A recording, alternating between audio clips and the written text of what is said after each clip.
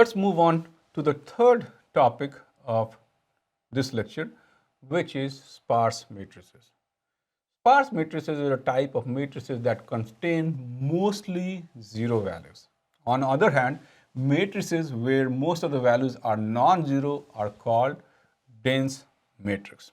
Okay, and it turns out in many practical engineering problems or in machine learning problems, you will encounter matrices which are sparse, or in other words, whose most of the entries are going to be zero. Only few entries in the matrix are going to be non-zero value. Okay, and such as the data encoding for the map categories, data coming from sensors, data coming from images, and so on will belong to these classes of large sparse matrix.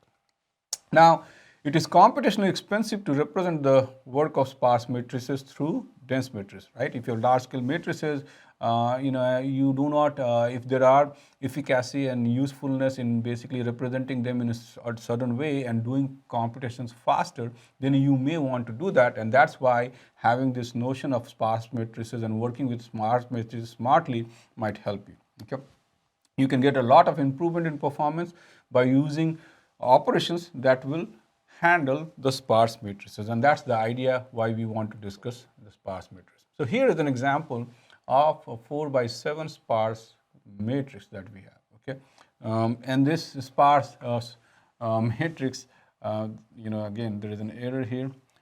This sparse matrix, you can see, the most of the entries in this matrix is zeros. So only non-zero entries are 1, 1, 3, and on, but majority of the entries in this matrices are 0. So that will in this case we will term this matrix M to be a sparse matrix. Okay.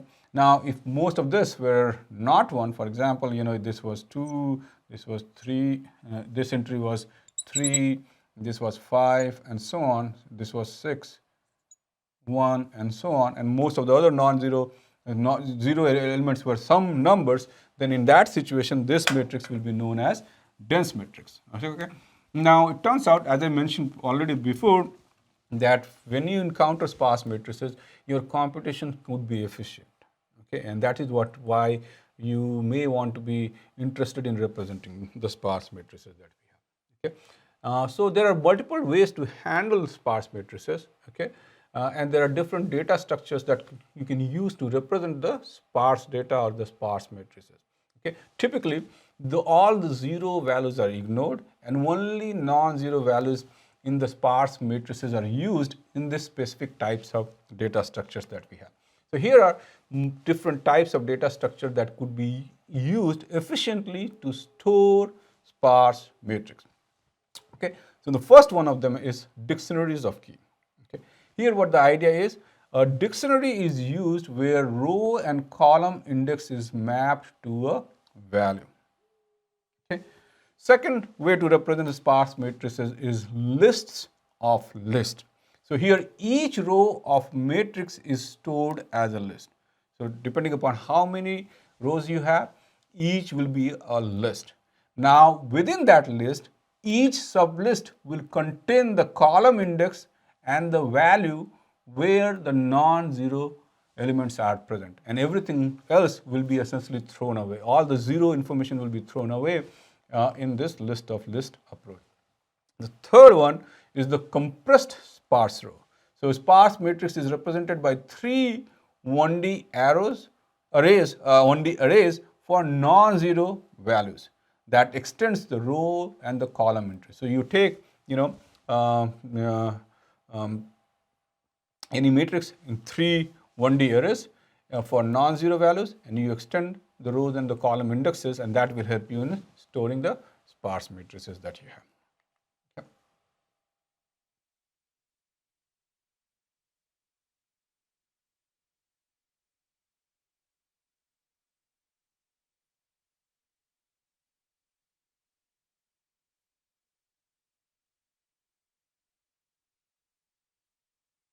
Let's talk about the fourth concept in this lecture, which is vector norm. The vector norms are associated with calculating the length and the magnitude of a given vectors.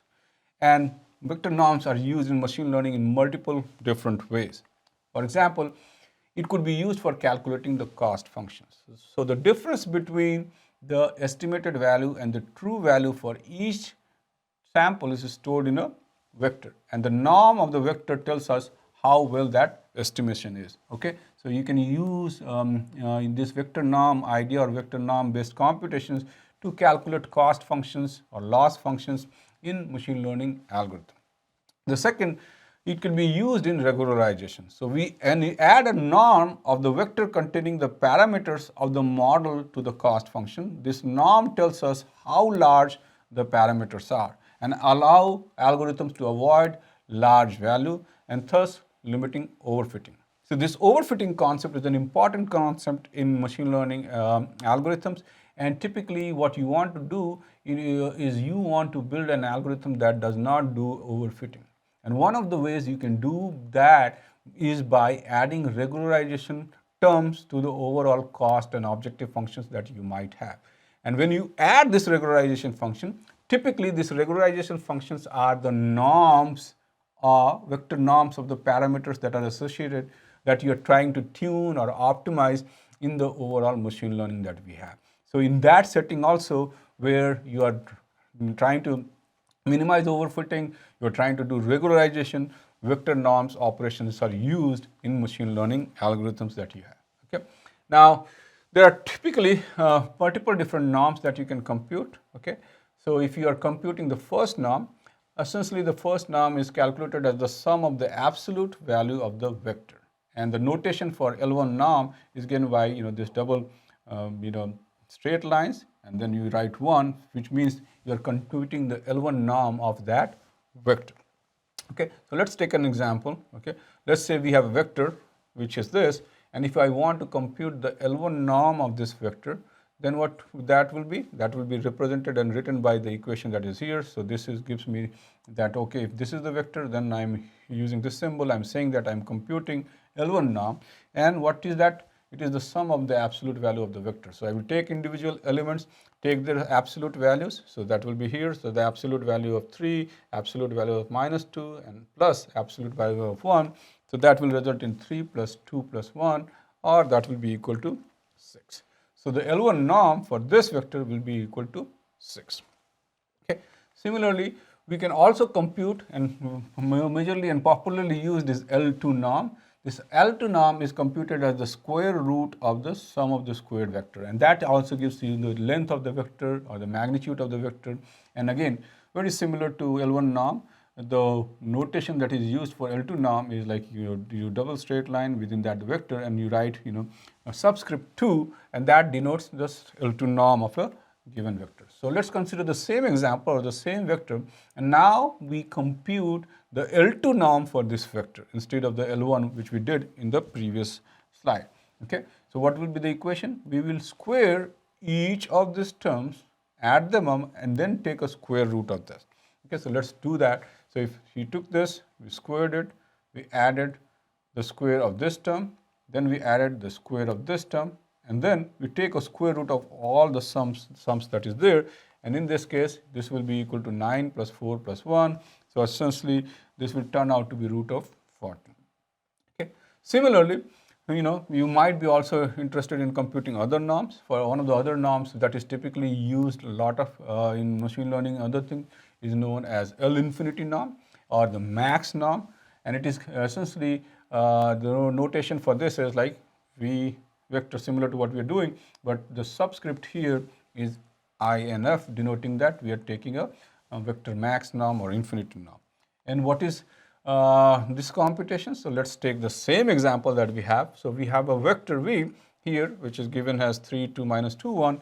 What we are doing is essentially we are finding out the maximum value out of the values that are the tuples or the elements of this vector itself. So we have 3, minus 2, 1. So maximum of 3, minus 2, 1 is essentially the L infinity norm or the vector max norm, or essentially what is the maximum value of an element in that vector. That is what we are capturing through L infinity norm. Okay, so if you take this, then maximum out of this 3 minus 2 and 1 is going to be 3, and that will become the L infinity norm for this vector.